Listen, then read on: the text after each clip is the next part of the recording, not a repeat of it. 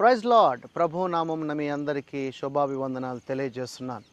ఈరోజు దేవుని యొక్క ఒక అంకె 7.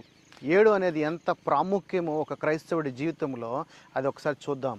ఎందుకనంటే 7ని ఒక ఏడుపుగొట్టు అంకెగా చూస్తూ ఉంటారు. కానీ 7 అనేది చాలా గొప్ప అంకె ఒక క్రైస్తవుడి జీవితంలో.